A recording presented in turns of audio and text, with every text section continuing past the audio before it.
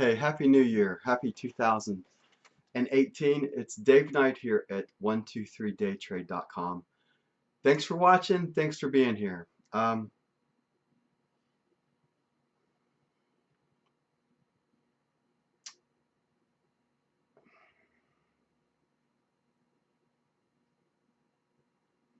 Not such a good New Year for me, to be honest. Having having some issues with one of my brothers, and I love his children, but don't particularly care for him.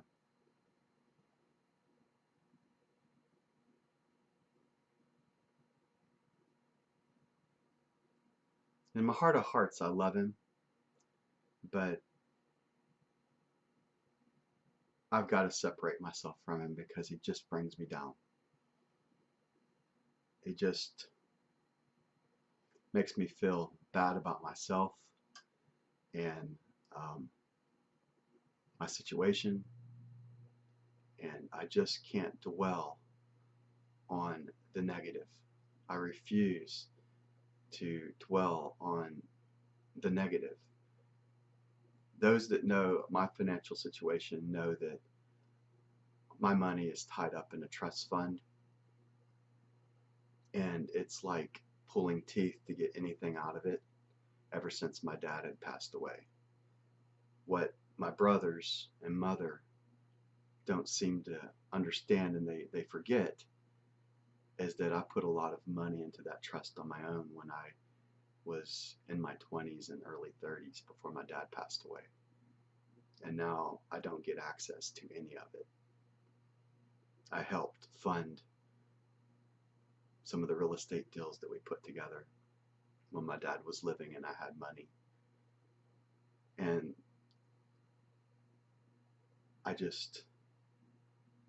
there's no documentation on it.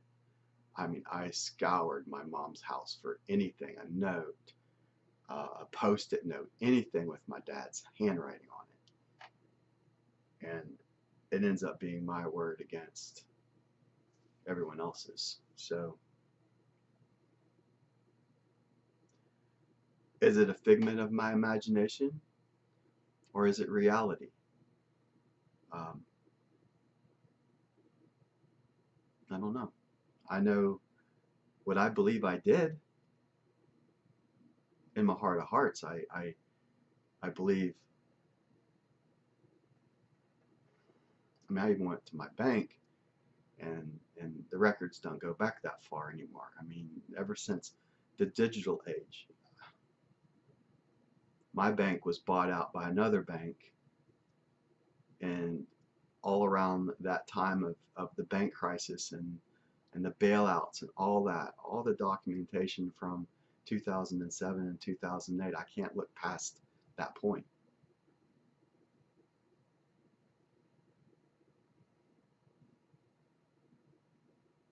So here I sit here in dire straits, needless to say, just hoping and praying that I can make it through another year. What I'm not proud of some of the crap that's went on in my past. And personally, I mean, I have filed bankruptcy 2 times in my lifetime. I joke about it. I used to say that when my dad was living, that the worst case scenario is I would just go and live under their roof. But my carefree attitude allowed me to make a lot of money when I was younger. When I became married and had children, that risk tolerance level was not the same anymore. It wasn't all or nothing type of thing anymore. It was, I've got to make what I have last. And this is not an easy video to get out, but I want to get it off my chest because I can't move forward as a human being until I just lay all the cards on the table that I've been hiding back for a long, long time. yeah, I get kind of upset about the whole situation because when I need help, it's like the boy who cried wolf, right? Everyone's familiar with this story. The boy cries wolf so many different times, and I was reading Shelby Foote's Civil War series narrative, and I'm at the Battle of Shiloh right now, and one of the Union commanders was so fidgety that he kept hearing things all over the time and saying, the rebels are coming, the rebels are coming, the rebels are coming. Well, when they really did attack, he kept saying the same thing, and his next commander up the Ohio line is William Tecumseh Sherman, and he's like, he's full of crap type of thing, and then until he sees it with his own eyes, how desperate the situation is as the Rebs come flying through and breaking through the early part of the advance of that day. What I want to say about that is the battle was engaged and that day was lost for the Union, and the next day they ended up winning that fight. And we all know, those that are history buffs, what actually happened at that battle. It was a win on the southern side of day one, and day two the Union was able to push them all the way back to where their starting positions was on the first initial attack of the whole. U.S. Grant was the head commander on that side, and Johnston was the head commander on the southern side, which he got mortally wounded in the fight. So what does all that have to do with anything? I don't know. I mean, I am just to the point where frustration has reached its utmost max, and I can't move forward in my future knowing that, and I've done everything physically that I can on my end, and I will continue to rub pennies into 5 cents and 10 cents, and continue to work as diligently as possible to do my utmost best to move forward. I put my resume out there. I mean, my credit score sucks. I'm under 600 now. So, when people check me on a credit score, it's it's not a pleasant experience, So I mean, credit's out.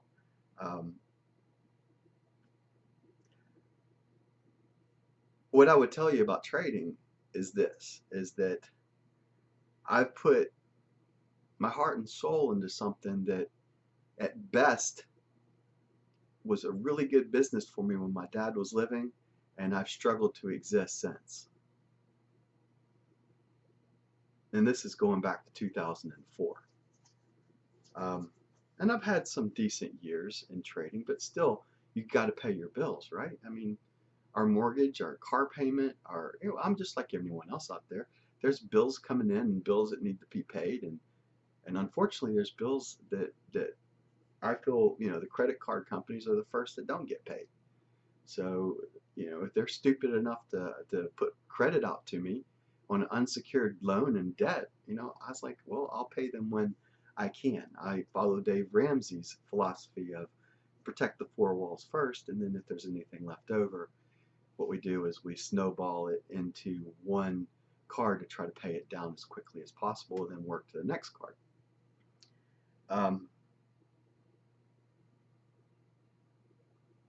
So I don't lay a whole lot of thing out to credit. I believe that most of my knowledge that I have inside my head will pay dividends in the future. So I've got to believe that, though, right? I mean, coming from the realm of where you burn the bridges across all, like I'm thinking of the Romans right now when they burned the boats, when they hit England and they burned all the boats and pretty much said, forced the soldiers that if they were going to fight, they were going to either die on the beach or they were going to move forward. Or you think about burning the boats, right? The Spanish did the same thing when they hit the New World. They burned the boats behind them once they landed and forced them to, there is no retreat. So it's all out you either win or you lose. I mean, there's no retreat. Don't give you an angle. And I've toyed with the ideas over and over again. Um, what have I banked on? I've banked pretty much everything in getting back into the funded account and taking the knowledge that I have up here and applying that into my breakout.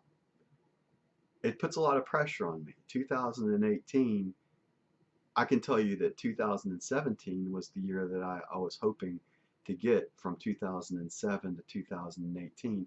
I had a 10-year plan and I fell short on my birthday of last year. I revamped that plan into pretty much a 5-year plan now. And my first year from 2017 on the new plan that I put together, I am in target of where I want to be. So I revamped it and it's more fluid and it's more on personal gains of knowledge as opposed to a monetary figure that would be sitting in a bank account. So I feel as though my knowledge level has increased to the point where, yeah, on one side I have absolutely nothing, but on the other side I've got absolutely everything.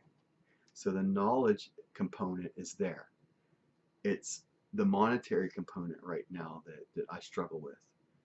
And the necessity of a company like Top Step Trader for me, and the ability to, if I have to pay the monthly fee to, sell silver or whatever I've got to do to make that $150 payment or whatever it is to them. Right now, I got to sell enough to pay an $85 charge at Top Step Trader, which I do, and I'm thankful that I banked a little bit of my money away in precious metals. So, but it hurts to sell it because I feel as though it's going to be worth a lot more in the future. But you got to do what you got to do to put food on the table, right? Um,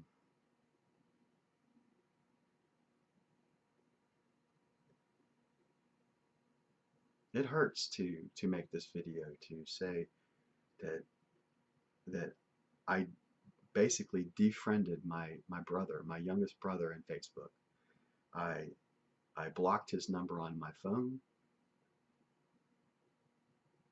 and it's not something that I'm proud of, but at some point you just got to break away from those that are going to hold you back and hold you down. One word answer I get from him: no.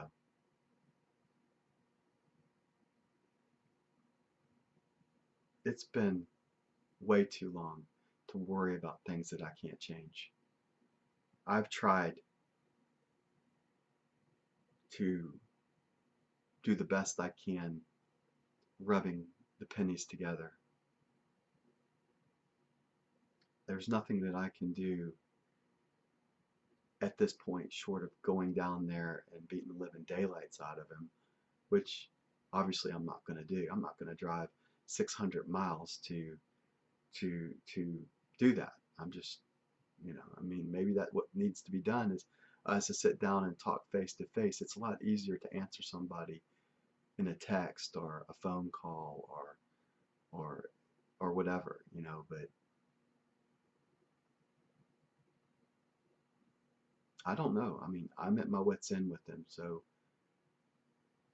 I cannot physically and mentally take the anguish of things and I don't want to go down this road. Please, I mean, this is from 2004 to 2018 for this decision to be made. It's not something I took lightly. It's not something that I'm proud that I have to do. It's not something that I wanted to do. And it took me, what, 14 years, 13, 14 years to make this decision. I love their children. I love his wife. I love him. But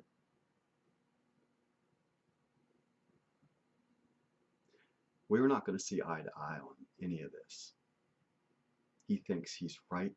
He's a stubborn son of a bitch. And he would rather see us in a tent in a welfare line with a soup kitchen than help us. And that's a shame. It's an honest to God sin. That's all I got to say right now. Hope you have a good new year. I'm going to do the best I can. I voiced this out so that I can get it out and never watch it again, pretty much. To just put it out there, to get it off my chest, to get it off my soul, to understand that you can't take it with you. You honestly can't take it with you. When you leave this life, it doesn't matter. It's rust, it's moss, it's mold and mildew. None of this. We can't take one penny with us to the next life. It is what it is, right? God bless. Take care. I'll see you on the next video that I put together. This is a long time coming, but I'm finally glad I got it out. Bye for now.